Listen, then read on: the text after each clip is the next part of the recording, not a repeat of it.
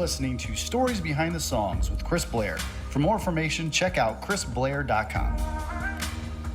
In this episode, I sit down with the amazingly talented Chrissy Metz. You're going to hear her story about how she learned to carry a crown before she could wear one, her journey on how she became Kate Pearson in the awesome show This Is Us, her musical journey as a singer-songwriter, and what she has coming up soon, along with just some great life lessons. Let's get to it.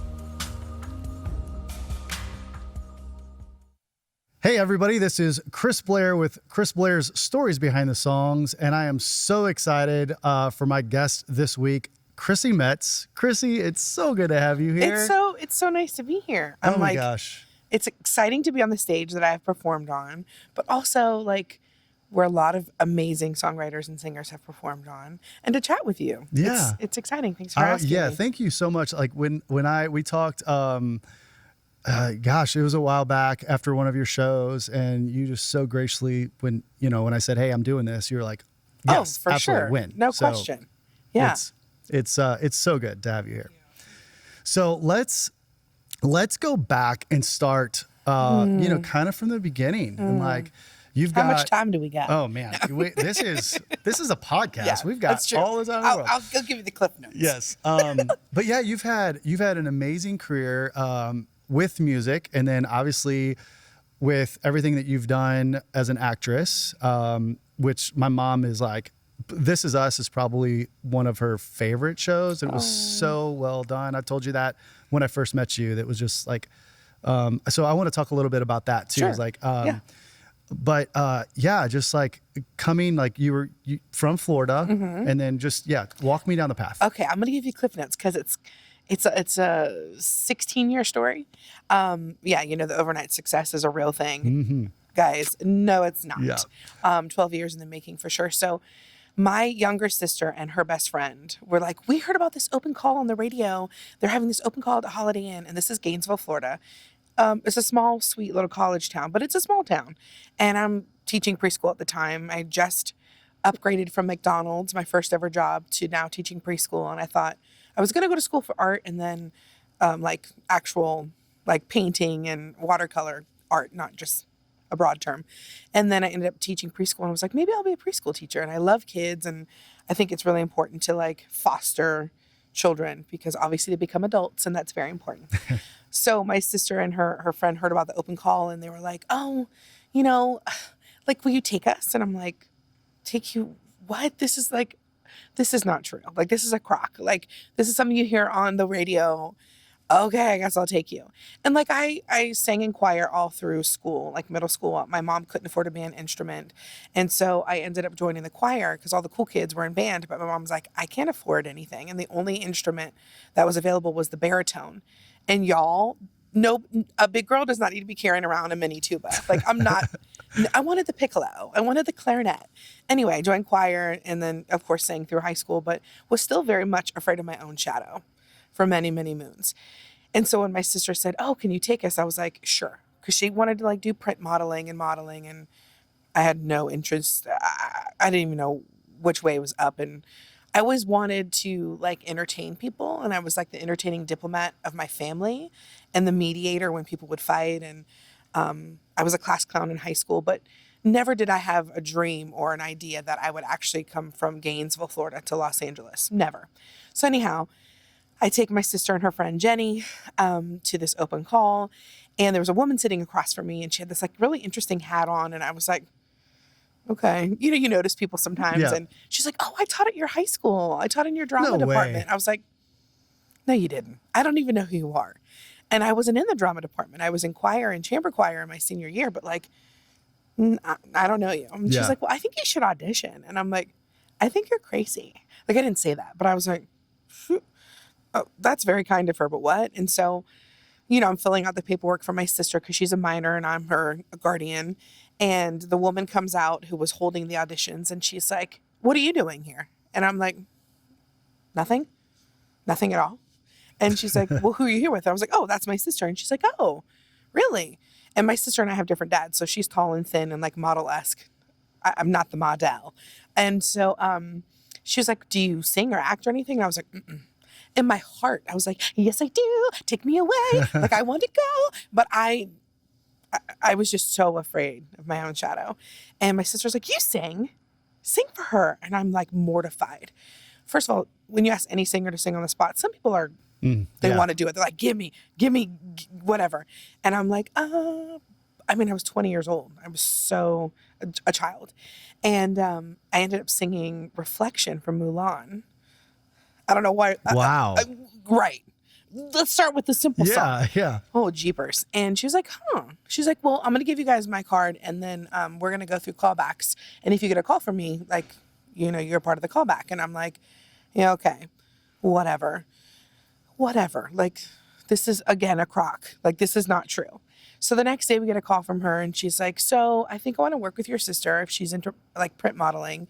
And are you interested in doing music and acting? And I was like, huh? Yes, but no, huh? And also, we can't afford it. Like, what? So I ended up starting classes, and my sister and I both started classes with her just to sort of, I guess, get our feet wet of like what a monologue looks like and how to read commercial copy. And I was like, oh, and she was from Orlando. So I was like, okay, maybe she knows what she's talking about. Anyway, long story short, my sister kind of fell by the wayside. She was like, I don't want to do this.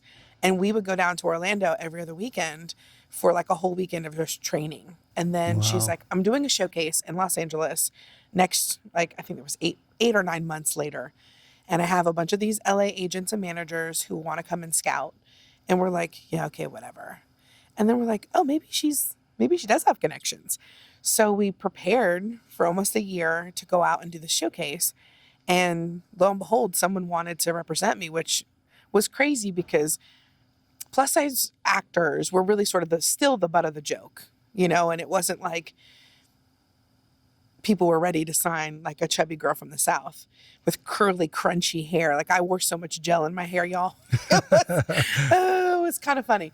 And this was a long time ago, just, for a disclaimer. But anyway, I moved out to Los Angeles, and not a month into moving to Los Angeles did my manager say, oh, your agent needs an assistant. And I'm like, what? Okay, well, I hope she finds one. She's like, no, I want you to do it. And I'm like, how? What are we? I'm 20 years old. I'm going to be an agent assistant. I didn't go to college. I went to school of hard knocks in Los Angeles. That's where I was going. And I became her assistant, and luckily she liked me. And whatever I tried to do very well, because of course I need to be validated and I want people to be happy. And it was cool to find all the information out on the other side of the desk. But I always liken it to watching your boyfriend take another woman out every day. You're like, oh, cool, you can go do what I love to do. Yeah. And go sit at my favorite table at my favorite restaurant. So it was really hard. And I ate my weight literally in Sprinkles cupcakes. I never want to see one of those cupcakes again. But it was 9 years of a detour that I came out to LA to pursue acting and became an assistant, became an agent, which was so great. But it was also not what I wanted to do. And I thought, oh, is this the universe telling me that acting is not my thing? And music really was pushed to the wayside because it was like, oh, you're funny. Like, you need to do you're like the female Jim Carrey, Jack Black. And that's what I really thought comedy was going to be my thing. But then everything just sort of got put on the back burner. And I was like, well, I need money to live in Los Angeles. And not that I couldn't work with the general public as waiting tables, but I was like, I have an in with an agent and an agency and people that I get to meet that I could learn a lot from. Yeah. So it was really bittersweet. I'm like, wow, I get to learn so much, but I'm miserable. I'm not pursuing what I came here to pursue. And so every time I would go home, and when I could afford to go home for the holidays, they're like, oh, I'd see people from high school like, are you in Los Angeles? Are you famous yet? And I'm like, yep, just overnight, just famous. You've heard my name, embarrassing. But Devon Franklin, who produced the movie I would eventually be in called Breakthrough, I always remember what he said to me. He said, you have to learn to carry a crown before you can wear one. And then I think about all those years of everything that I got to learn. I just got chills. Yeah, it's right? So good. It was so empowering and so powerful. And I was like, yeah, how could I impart any of the wisdom that I acquired if I didn't learn how to use it first, So anyway, all that to say, it was a bit of a long road. But then I got really good at being an agent because I'm always rooting for the underdog. I'm opening up the mail-in submissions that most agents don't open up because there's always diamonds in the rough. Like and I felt like I was one. And so, excuse me. And so I was like, whatever I can do to be different from the other agents. And then I end up auditioning for, Ryan Murphy has a show called American Horror Story. And I auditioned for the 4th season, which was the freak show set in like the 1950s, when the traveling sort of circus freak show. And I was like, this is the scariest thing. I'm never going to be on this show, but I'll audition anyway. And I auditioned and I got the role. And we did 5 episodes over 5 months in New Orleans. And we're talking like one of my first big jobs. Jessica Lange, Kathy Bates, Angela Bassett, Evan Peters. I'm like, okay, no problem. Sure, I can handle this. And like, it's different when you're talking to someone as an agent and they're famous, as opposed to working alongside of them, trying to feel like you're an equal, knowing that you're not quite yet, and also knowing your place, but also holding your own in a humble way, but a confident way. So it's quite a journey. Acting is quite a journey. Everything, right? Anything that we do is a journey. But so that was wonderful. And I thought, oh my gosh, this is the world, the universe opening up. Like my life is going to change. And then I did that arc on the show. And then a whole year went by. And I just didn't get a lot of auditions anyway. I think maybe 10, 15 in like the 10 years I lived there. There just were very few and far between. And so I thought, okay, well, I guess I'll go back to agenting. And then one of my old coworkers said, Dan Fogelman has this pilot. It's untitled right now. Would you audition for it? I'm like, for what? Like a series lead? I'm like, I have had like 3 co-stars, 1 guest star, and an arc on a TV show. I don't know if I could hold my own as a series regular. And she's like, Chrissy, if I get you the audition, will you go? I'm like, of course I will. It's Dan Fogelman. If you ever seen Crazy Stupid Love, and he wrote Cars. Like Cars was like one of his first movies. I mean, he's just been brilliant from day one. So I was like, yes, of course I'll go.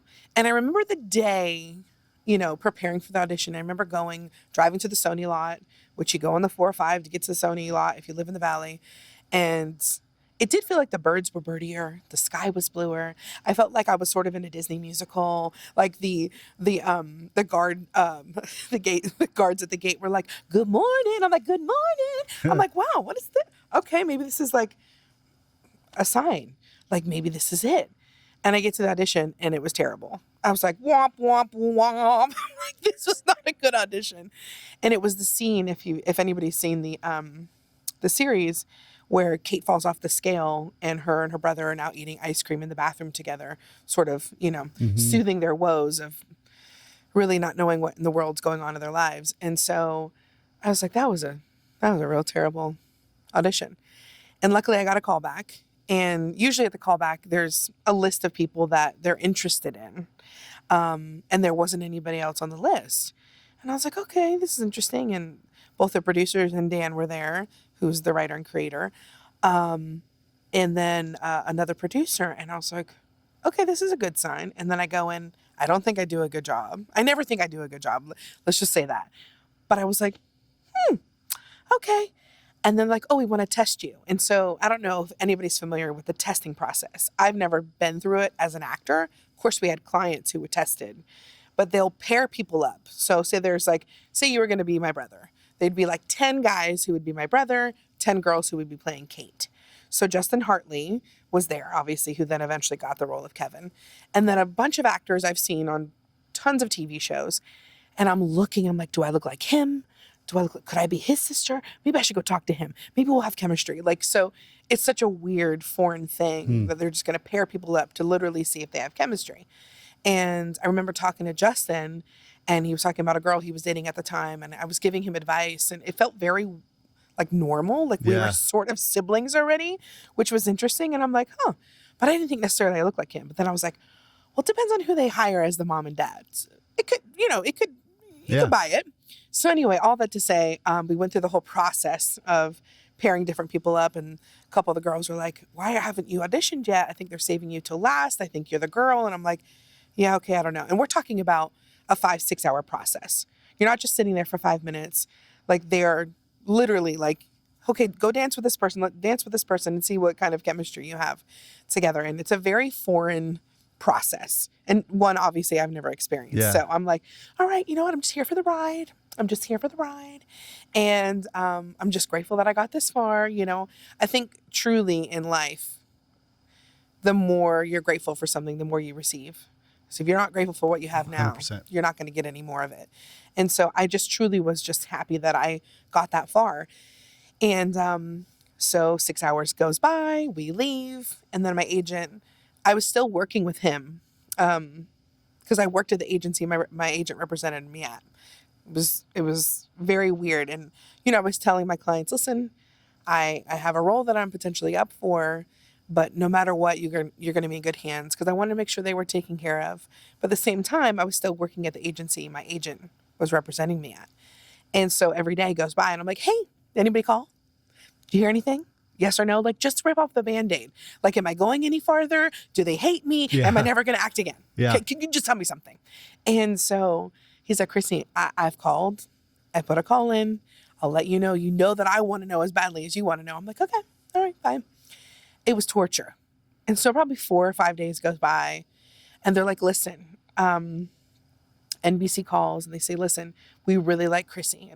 And I'm like, put it on speaker. Put it on speaker. Because we're sharing an office. I'm like, I want to hear the truth. Don't sugarcoat what an agent's going to say to the client. Yeah, right? sure. I'm like, put it on speaker. And he's like, oh.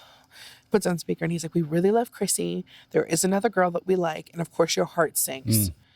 I'm like, there goes my life, right? I'm like, oh gosh. And my heart sinks. And they're like, but we want to test her again with this other girl that we really like as well. Can you send in any reel that she has? Now, mind you, I've had like 5 jobs. And he's like, sure, we'll absolutely gather something together. And they're like, oh, and I just changed my hair from dark brown to red because I was trying to stand out. I even took like a payday loan out to get new headshots.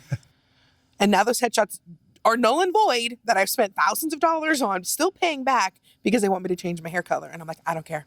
I don't care what we have to do. So I go and get my hair color changed and they want me to wear this. And they tell the other gal she has to do this and do that. So we go. At this point, Justin Hartley already released in the trades that he booked the role of Kevin. And I'm like, okay, well, I really liked him. Like maybe I could be his sister. I don't know. And so we go to the second testing and there's all the executives and all from NBC and from Fox walking by us to go into the room. And some are saying hi and some are like, you know, ignoring. I don't know if it was purposeful. I don't know if they're trying to play Switzerland, you know, which I get. And I was like, okay. Like it was so awkward. It's like so good, but so awkward. And the other gal goes in, she comes out and she's like, Chrissy, I really think this is your role. And I'm Really? like, what? What are you talking about? And I go in, I'm like, that's very sweet. But what? Whoever's meant to be is meant to be. And she's like, yeah, but I really think it's yours. So I go in and she's like, I come out. She's like, I was praying for you. And I'm like, don't do that. Don't do that. I was praying for you thing. I was like, oh my gosh. She was so lovely and so kind. And she was so pretty and talented and funny. I was like, I don't know how they're going to choose whoever they feel is right, you know? Yeah. And so I was like, you know what, no matter what, whoever is right is going to get the role. And she was like, yeah. And she was so sweet. And we ended up walking to the garage together, her, Justin, and I. So awkward. We're like, yeah, Justin, so you have the job. Cool. Great. Good for you. And she and I are like, yeah, so it was good to see you. Good luck. You know, Yeah, it was yeah. so awkward. And I remember going to the parking structure and I literally could not, like, I'm so excited, but I'm also like, what in the world's going to happen? I'm like, I'm just going to surrender. Because every single time I do that, I'm like, just let go and let God, let the universe handle it. Whatever's meant for me will find me. And I get in the car, my phone rings and it's a number I don't recognize. And I'm like, oh, I'm late on my car payment. It's probably them. I'm not picking it up. And I was like, kept calling like probably 3 or 4 times. And the service is not going to be good in the parking garage anyway, so I'm not going to pick it up. So I'm going down the parking garage. And I pick it up, and finally the service picks it up, and I'm like, hi. And all I hear is, hey, Chrissy, it Dan. And I'm like, Dan? Is this Dan Fogelman? Hello? And they're like, hey. And I'm like, this is Chrissy. Did you call Chrissy? And he's like, yes. At this point, I think I'm going up the down. I don't know. I'm like beside myself. How fast can I get out of this garage? Yes, how fast can I get out of this garage? Yeah. Also, do I want to get out of this garage? Because I'm going to either be told yes or no. And usually they don't know that quickly. Usually they mull over for, quite some time. And there's 40 people in the process. And so I'm like, oh, it's a no because he's calling me so quickly. I mean, it wasn't 5 minutes after we had left the room. And so I get down to the bottom and I'm like, hey, can you, and he's like, hey, Chrissy, it's Dan. And I'm like, hey, hi. And he's like, we just want to let you know. And I'm like, oh, here it is. Here it is. My life is either going to change for the better or I'm moving back home to Florida, teaching preschool again. And because at that point I was out there for 12 years and I'm like, this is, come on, like, what am I supposed to, at what point? And he said, we just want to let you know that you're our girl. And I look around like in the parking garage, like, is anybody else hearing this? Is this real? Am I dreaming? Is this real life? And I was like, huh? What? And I said, oh my God. And because I'm a classy broad, I then proceed to say, I'm going to pee my pants. And I go, oh my gosh, I'm so embarrassed. And I was like, you hired a real classy. He's like, we know exactly who we hired. And I start crying. I don't let them know this. And I was like, thank you so much. And like, we'll be in touch. So I called my mom. She didn't pick up the phone. I called my best friend, Gina, who literally let me borrow money to go to the audition. So I didn't have enough money to go to the audition. And she's like, I knew you were going to get it. And so then sort of just starts this life that I had always dreamt about living, but never thought it was going to happen. And I think in the vulnerability of playing this role and also having the opportunity, I was able to start the process of really songwriting and going back to my first love, which was music. Yeah. And I don't know if you know Jason Halpert, but he's been Kelly Clarkson's MD for years. And so I think it was the second year of the show, I see him at a Billboard Music Awards, and we're all like in the green room because Justin and I think we're presenting an award. And he goes, this is so random. I don't know you. I mean, I know you because you're Kate, but like, I don't know you. But do you want to do music? And I'm like, what? What? And he goes, literally a voice said, go speak to her about her music. And I was like, I said, do not make me cry in front of all these people. What are you talking about? He's like, I live in Nashville and obviously I'm Kelly's MD, but like, are you interested in songwriting? And I'm like, yes, that's what I wanted to do for so long. And I want to tell my story and I want to share, my life lessons and through, obviously through song. And he's like, well, let me know when you come to Nashville. So we can maybe set you up with some rights. And I'm like, what? My first right was with Nat. I can't even say it. Natalie Hemby and Daniel Tashian. I'm like, where do I go? Where do I go from here? Yeah. Where do I go? I'm like, and obviously the most wonderful human beings, but that really started this whole new life and music journey that I've always wanted to partake in. And so here we are sitting talking about my crazy life that I can't believe is true. So that's sort of the cliff notes as to how I got here on the stage with you. That is so amazing. Yeah. So Kate Pearson blew up. Yeah. Like, it was so amazing. You did such a phenomenal job. Thank you. Now you're here. We've gotten to have you here at the listening room a couple times now. And I love your music. And I love, like, you're also, like, when you're talking about, like, that for a while you thought you'd be a comedian. Like, I was like, I get it. Because like, you are so funny. Oh, thanks. Like, it's just, and it's like, especially like, there's the funny stand-up comedy funny, right? Where it's like, there's a skit that they've prepared. Yeah. And they're going to play the room to a certain extent, but they know what they're going to say, right? Sure. And then there's the funny, like, out here that I got to see you where things are just happening and no one knows what's happening. And like somebody says something and you're just like, boom, I got this. And it was just like, it was awesome. Thank you. But gosh, like, how does that feel to have a first right with somebody like Natalie Hemby? And like, what is it like to go into a room that and write with someone that does not have a number one hit and multiple number. I mean, right, just like, right. come on. Yes. So of course I knew who she was and Daniel. And they, at that time, I believe he was working on Golden Hour, Casey's incredible album. Yeah. And I remember he has the most adorable children. And he was like, do you want a sandwich? And I'm like, everybody is very normal. Like, I guess when you're as good as they are as songwriters and as people and the success that they have had, the more normal people get, which is kind of wild, like there's no like pretense because you don't have to prove anything. And I was like, wow, this is interesting.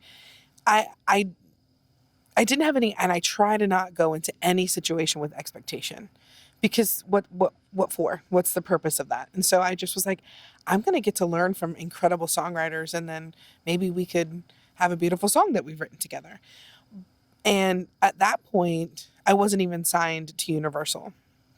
I just was songwriting and coming out and like spending my own money and like just trying to figure it out on my own because I just loved it so much.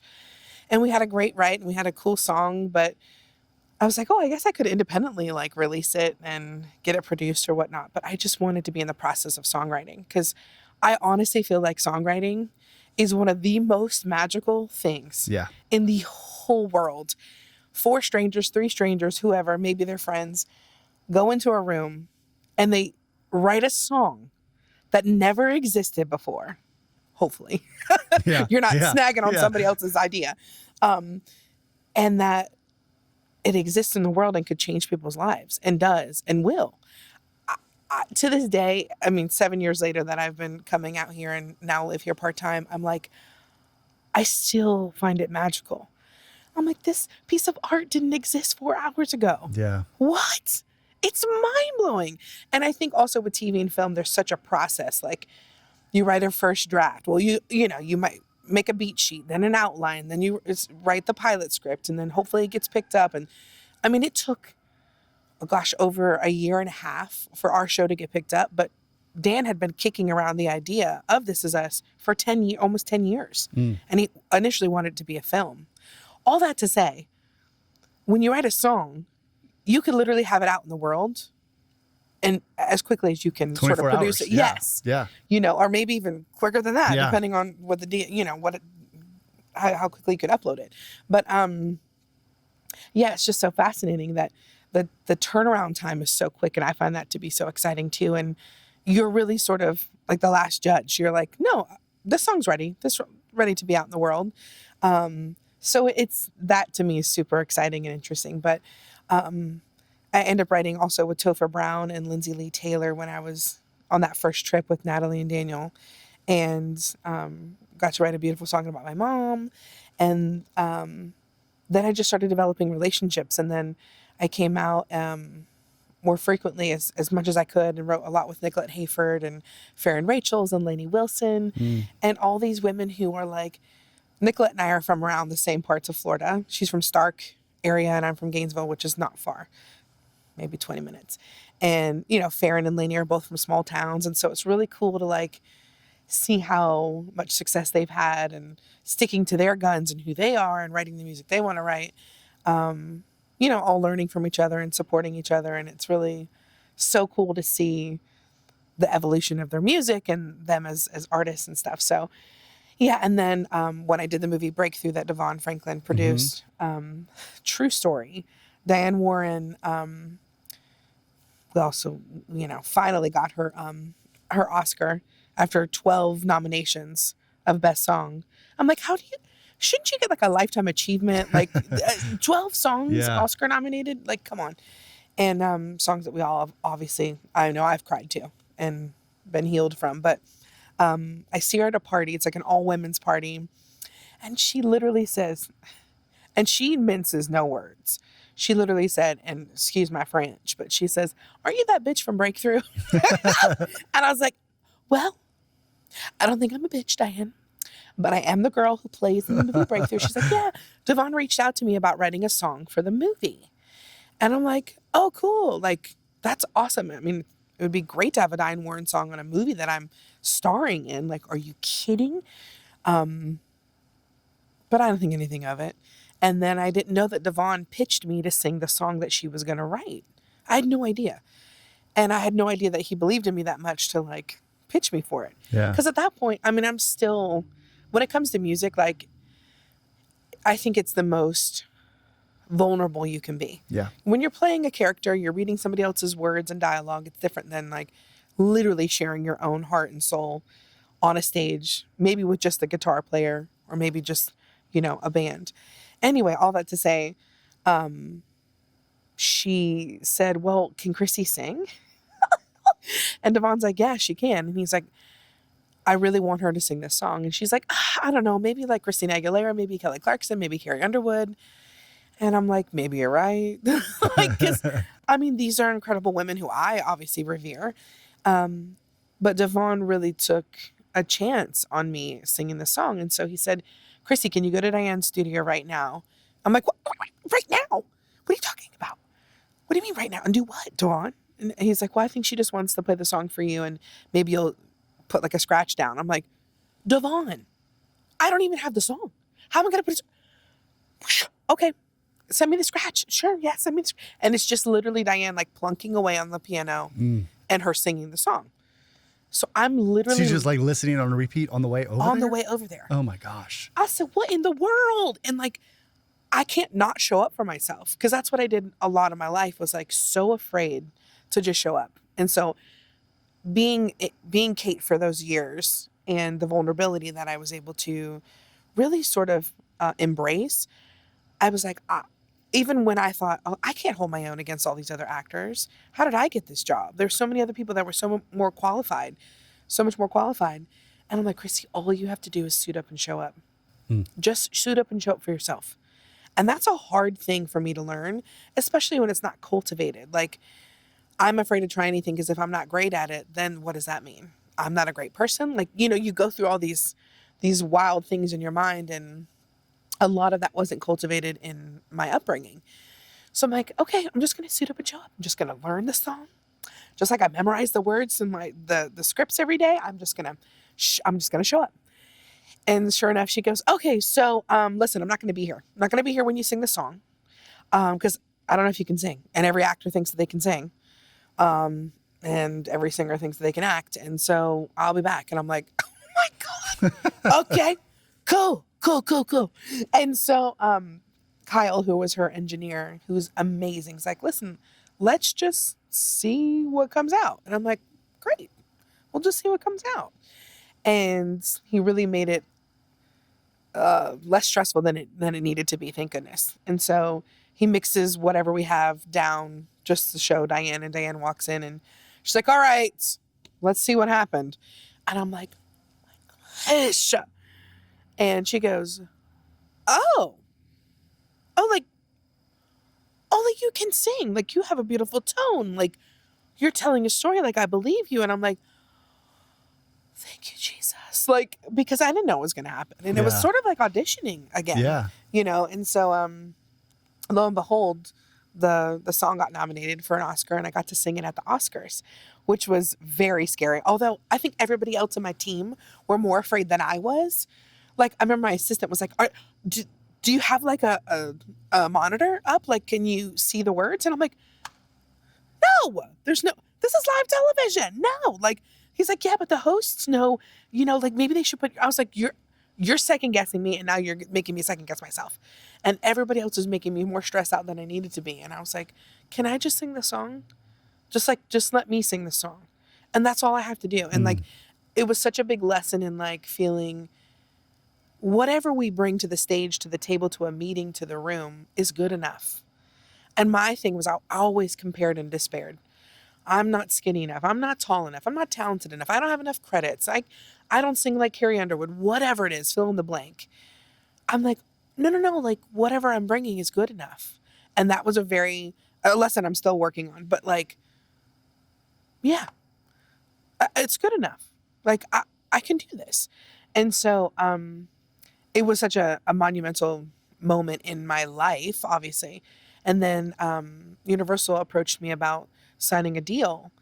And it's just kind of wild to think, because I've always wanted to do music, but I never really knew how and what and who and all that jazz. So All that to say, we know that we don't need a label now in the world to make music, which is exciting. Yeah. But yeah, so it's been a process of just writing tons of songs when I have the moment. And obviously I've been here since the show is wrapped, and really just focusing on music, which is super exciting because I really feel like I haven't had a moment to like really sink my teeth into it until now. Yeah.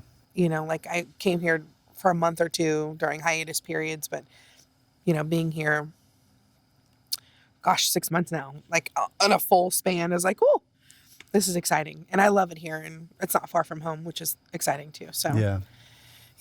It is such a it's such a fun process, and you know, I'm the same way when it comes to writing. It's just like to be able to go in a room, maybe with an idea, maybe not, you know, where you're just sitting around and you're just talking like this, and then like, you know, and then you figure out like, oh, I like that, and then you just start to piece these things together, right?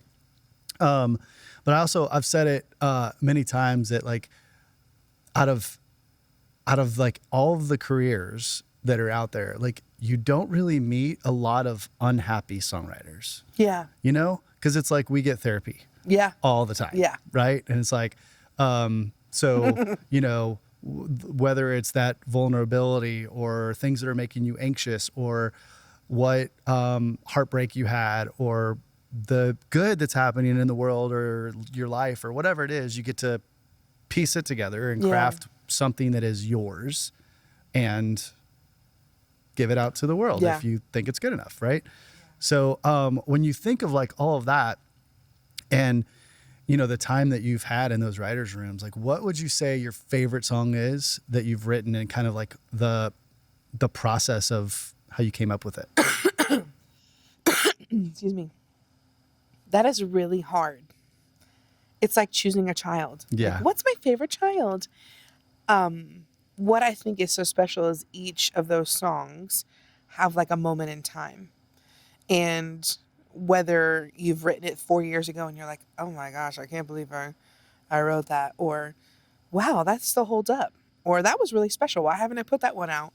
Whatever the feeling is, it's kind of magical in that it really holds a moment in time. And oh gosh, it's hard to say which is my favorite. I wrote a book about 4 years ago called This Is Me, Learning to Love Yourself for Who You Are Today. And when they talked about like, oh, you should write a book, I was like, I don't think I'm ready to write a book. And then I was like, oh, maybe if I can talk about my life lessons and what I can impart on people and share what and how I've changed, then I'll do that.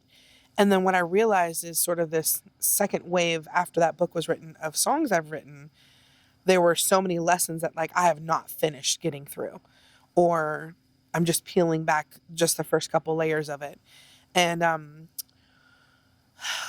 I had a bit of a tumultuous childhood with my stepfather. My mom remarried. And then my biological father recently, 3 years ago, passed away, and we were estranged when he did. And I always find that like you write what you know, and the more specific it is, the more it relates to people. And I know we're not like writing a song to say, oh, I know every single person is going to relate to it. You just write your experience. And so I wrote a song called Broken Hearts Break Things with Ray Fulcher and Nicolette Hayford about my stepdad, about how he had a very difficult childhood, and how that, of course, seeped into the way that he parented me when my mom and he married, because broken hearts do break things. So hurt people. And instead of sort of, for a long time, I was like, oh, I'm a victim of this. And I was. But I also was able to learn through the forgiveness that I do believe that everybody is inherently good, and that our experiences obviously shape us. And what he experienced, that's the only way that he knew how to communicate with me. And it wasn't a healthy way, you know, whether he was verbally or physically or, you know, abusive. But what I realized through the forgiveness is that like, yeah, like he didn't deserve to be treated the way he was treated either. And so, excuse me, that song for me is very important because it felt like I was entering a new chapter of like, not only, I hope that's not my phone. Studio error. I'm like, wait, is that my phone? That would be the worst. Oh, that's funny. Yeah. That I realized that through the forgiveness of what he did to me, that I can have some empathy and understanding of what he went through, and not say that, oh, I'm the victim and this is what happened to me, but what happened for me, which meant that I could learn to really forgive this person and still love them, not necessarily have them in my life, but love them and understand and have empathy for them. So those kinds of things, I feel like the music I'm drawn to as an audience and as a listener is the stuff. I love crying, obviously. If you watch This Is Us, it's very real tears that I get to pull from my real life experience. But that's one of my favorites. And then the one I wrote recently about my biological father, I wrote a chapter about him in the book. And what I realized was like, oh, I'm so much more like him than I ever wanted to think I was, or nobody's all bad and nobody's all good. And that I want to believe people just do the best they can. And what I realized was that through playing Kate and with Kate and Jack's relationship, it was very emotional for me because it was the relationship I always longed to have with my dad that I never had. Oh, wow. Yeah. And so instead of it coming from like a fulfilled place, it came from a place of like longing. And so when we wrote Daddy's Girl, Lauren Hungate, I don't know if you know her. I mean, she's played a couple times. I don't know if you know her personally, but she is like I hate to say the next of someone because she's her own person, but like the next Natalie Hemby or Nicole Gallion, like so special. And Topher Brown, she and I wrote Daddy's Girl together. Topher produced it. Lauren and Matthew Morrissey and I wrote the song together. And that song for me is really important because I got to sort of step back and say like, oh, these are the things that I don't necessarily like about myself, or these are the things that I didn't like about him. But I also realized there were things that I really did enjoy about him and wish that I sort of got to explore more while he was living. So music is just so healing that way. And I haven't released that song, either one of those songs actually yet, but they're probably two of my favorites just because they felt really cathartic in a very real way. Sometimes they're even hard to sing. I think the last time I was here when I sang Daddy's Girl, I couldn't even sing the second verse. I was like, Chrissy, don't you cry. Everybody's expecting you to cry. Don't you cry. So, emotions strike whenever they want to. But I think those are the two of my my favorites so far. If I could choose. Yeah. So good. Yeah. So, what is next with music? Like, what's coming up? Well, I'm hoping.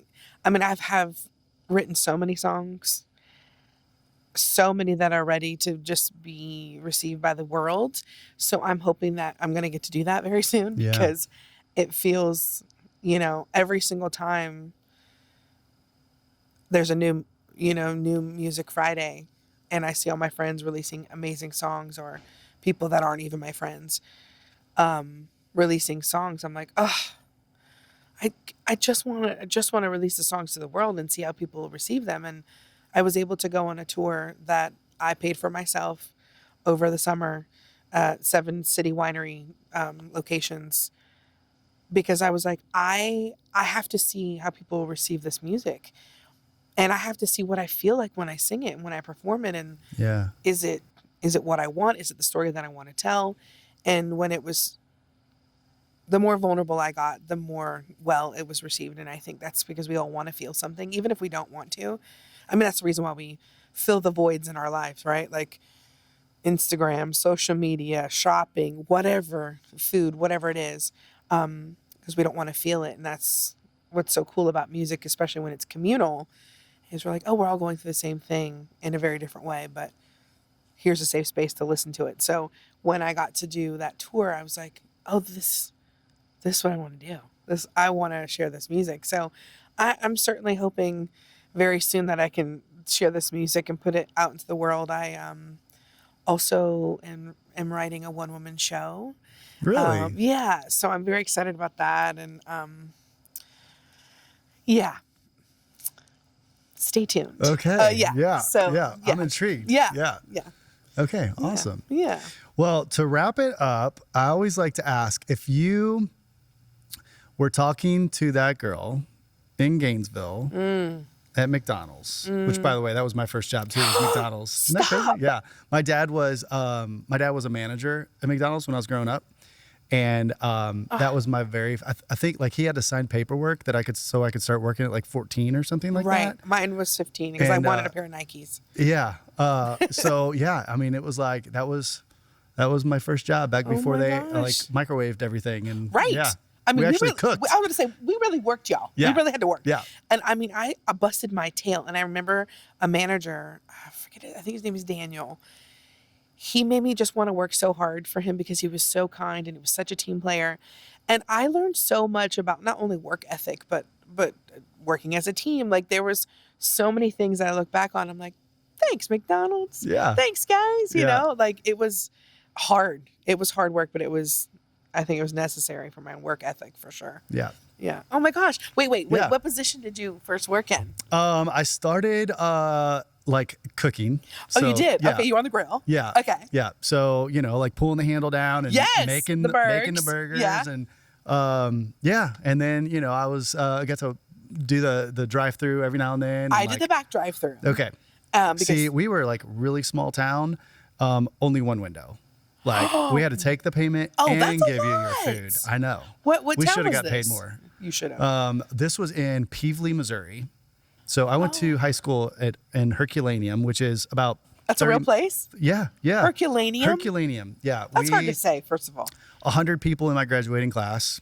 I think, I don't know, like 300 people in the whole town, it seemed like, when everybody was home. So, Right. Yeah. So, For the holidays. Yeah. Wow. Yeah. Herculaneum. Herculaneum. Herculaneum. That is a place in like some sort of mystical. Which is why everybody calls it Herky. Okay. Just make it easy. Yeah. Okay. Thank you. Right? I can't even say that. Yeah. But this was, Peevely was like the exit to get off the highway to get to Herky is Peevely. And so I was at this it was like one of the first mixed stops. Remember like when they first like started to team up with the gas stations, it would make sure. Yeah. So I didn't know they were called mixed stops. Yeah. Well, yeah, right? That makes sense. We were off of I-75 near the Oaks Mall. Okay. Which meant we'd always get all of the traveling athletes right when we about to close the store. They want to come in with 30 basketball players or football or baseball, and we're like, no, we wanted to get out on time. But but it was fun, and some of the boys were cute, so it's fine. But we worked really hard. Yeah. I was in the back drive-through a lot and the front drive-through a lot. But people are, I mean, it's great because it's such a study in human condition and people and relationships. So I think it helped me in my life. It was fun. I really enjoyed it. Oh, yeah. But so, yeah, if you can go back and talk to that person at that age, knowing what you know now, what kind of advice would you give yourself?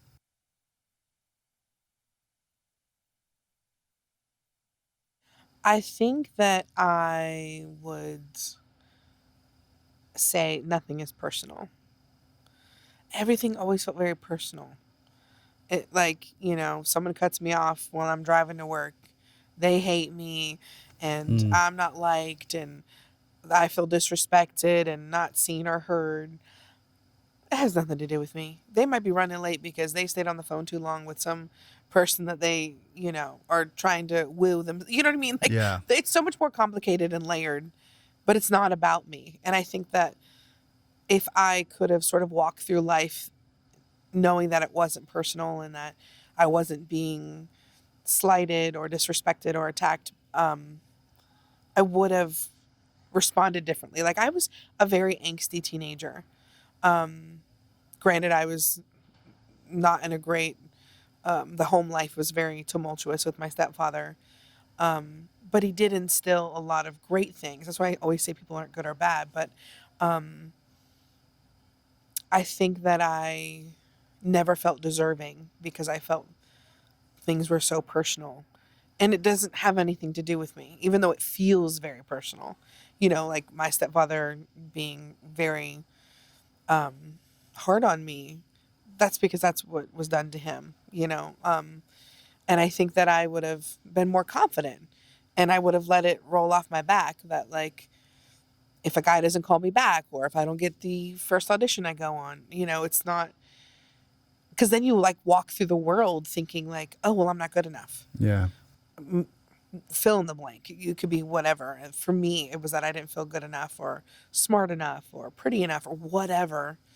But I always say, like, it's not what happens to you before you, because I dodged a bullet with the guy, or that audition wasn't for me and it was meant for somebody else. Like, I just truly think that the universe conspires for us, and we're not a victim. You know what I mean? Like it all of that sort of encapsulates not taking things personally. And I know that's a very heady conversation and response, but I think you get it. It's just like,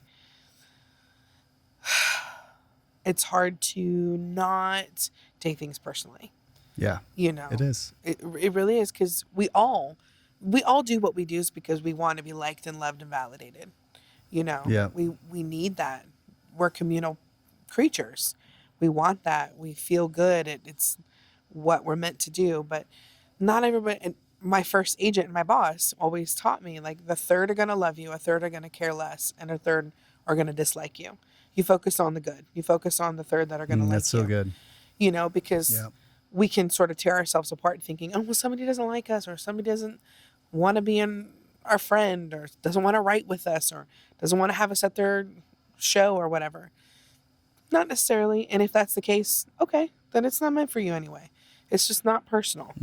And that, for me, who knows? Maybe I had to learn it when I had to learn it. But if I knew at a younger age, maybe I would have been more confident, and maybe I would have pursued music and acting at a younger age and felt maybe a little more equipped to handle it. I do feel like I'm a bit of a late bloomer. So, and that's okay, because you bloom when you bloom. Yeah. Some bloom at night, some bloom soon, not soon enough, like whatever. You bloom when you bloom. But yeah, just not taking things personally, I think, would have really changed a course in my life.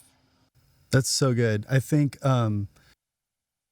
yeah, I mean, that's so many people probably listening or watching this. I mean, even like, I literally, as you're telling me that, it was yesterday or the day before, I was talking to a really good friend of mine, and we're talking about a hard decision that it was actually a decision that I am facing, that I need to make, and I was struggling with it. And this is a great Christian guy that I really love and respect. And I was talking to him about this, and the way he said it, and I'm not going to probably get it exactly right, but he said, Chris, I am addicted to the, like, feeling the happiness of others, you know? And it was just like, as adults, like, still struggling with that. And I, you know, and it's, so when you break it out to like a third, that's so good.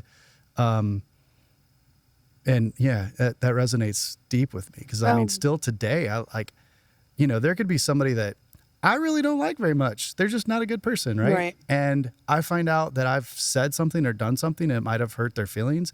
I am like on a mission, like, oh my gosh, how can I fix this? Like, I want them, cause I can't stand, like, I just want to please everybody and like give and like pour myself out to people, and I don't want to upset anybody and all that. But yeah, like that goes into managing people's feelings, which is another thing I'm working on, because if I don't vibrate on someone's frequency, right? If you say, I don't like them, they're not a good person, your frequencies don't match, right? And that's fine. But you want, even though they might have made you feel a certain way, you don't want to make them feel a certain way because you know what it feels like. Yeah. And that's really hard for me because I feel the same way. Like, somebody can cut me off in traffic, let's just say. But if I do it, I feel terrible. I'm like, I have to go make an amends. I have to go make right the wrong. And that's because that's the way I choose to live my life. because maybe we vibrate at a different frequency. Yeah. I don't want to say higher because that means I don't want it to sound pretentious or like better than. We just vibrate at a different frequency. But then I have to realize, like, I can't manage somebody's feelings, how they feel about me. I've had to learn that no is a complete sentence, and that's very hard because I want to please everybody. But what happens is, thank goodness for therapy, is when I try to please everybody, I don't please myself. I am not happy because I have thinned and weared myself out so much that I'm then resentful because I've said yes to everybody, but had to say no to myself for something that I needed or wanted. Yeah. Whether it's a self-care day or time to journal, whatever it is, or relax, whatever it is. Play Candy Crush. I don't care. Whatever your joy is. And I'm like, oh my gosh, like I can't manage people's feelings, which is really hard because that's what I did growing up, right? I was the entertaining diplomat that like had to make sure everything was fine. But like, that's not necessarily my lot in life because it's not going to make anybody happy. Because if you've said yes to everybody and then you have to eventually say no, they're going to be disappointed anyway. But you're the one that has to live with yourself. Yeah. And so it's a really hard lesson because it's a practice, right? Like that's the whole point of us and evolving as spiritual beings is like, we're just trying to like practice to be evolved. And it's hard though, because whether you're saying yes to a charity or whatever your event you're doing, and then you show up with resentful energy, you're not even showing up in the way that they need you to show up anyway. So they're not getting what they need. You're not getting what you like. What are we doing here? So I always, in my older age, I've been trying to be cognizant of what I say yes to, how I say yes to myself, and not manage other people's feelings and how they feel about me. Because how someone feels about me is not my business anyway. Yeah. It's their perception, it's their idea. But I understand the idea of like, oh no, but I want to make sure it's right. I want you to know how I feel. And you could kill yourself trying to do that. And by the time you get to them, they might not even care. I'm like, what am I doing? So it's really quite cunning, that whole thing. So I don't know, I just try to live presently, which is a practice. But yeah, managing people's feelings, but keeping your side of the street clean, right? Making your amends, righting your wrongs. Those things are very important.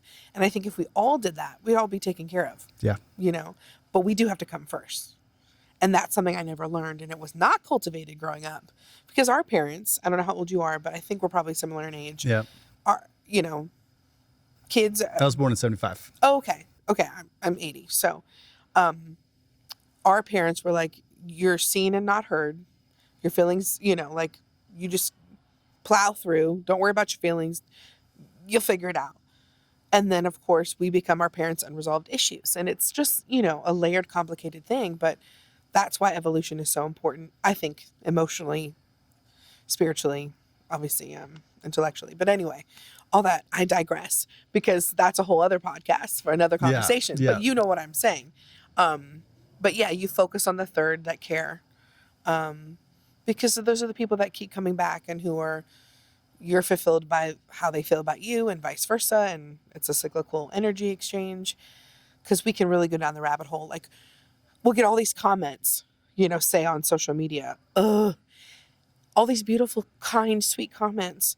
But the one person wants to say something negative and we harp on that and we attach to that. And we're like, for what? Because we want so desperately to be liked and loved and validated. Yeah. So, but you can't worry about it because that's not your business. It's not personal. And I truly, and I'll leave it at this because I feel like this sort of wraps it up, is that if people were truly happy and they truly love themselves, they couldn't be hateful to anybody else. You just can't. Yeah. Like you literally cannot. If you're happy and you're happy with yourself and who you are and who you've wanted and who you've wanted to be and who you've become to be, you can't be mean. So, and I don't think you can combat hate with hate, because then you're just chasing each other in a circle. And that's why they always say, like, you give grace to people who deserve it the least because they need it the most. And that's a hard thing too. Yep. So anyway, all that to say, focus on the people that love you. Yeah. Great advice. Well, I'm trying. Life on life's terms. And thank you for saying yes to this. Oh, of course. So Thank you for having me. Yeah.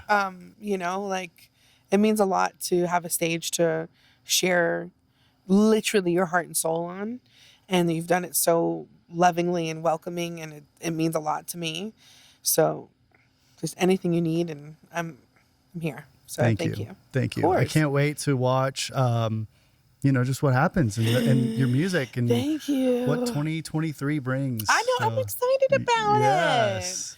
it. It's an adventure. I mean, we always want adventure, so stay tuned. Where can everybody that's listening, where can they kind of follow to keep track of when those pieces of music start coming out? Well, on any streaming service, Yep. they will be all over that. Obviously Spotify, iTunes, Pandora, that stuff.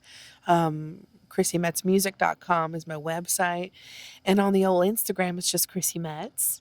So I like to share things there too, little clips. Oh, and on the TikTok, y'all, I don't know how to tick or talk, but I do it the way that I do it, and it's overwhelming.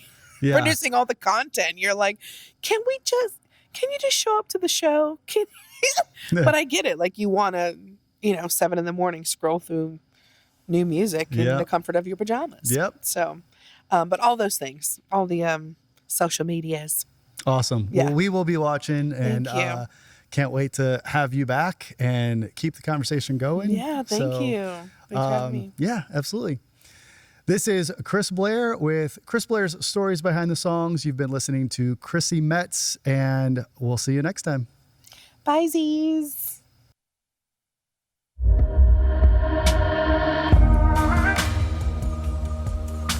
This has been an episode of Stories Behind the Songs with Chris Blair.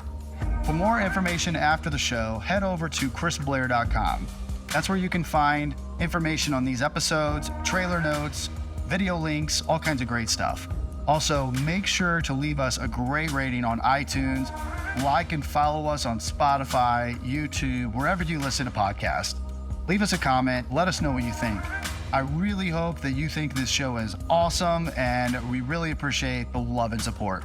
I promise to keep gathering great content and continuing to sit down with more amazing songwriters and artists as we grow. Thanks so much for listening. Thanks for the support. We'll see you next time.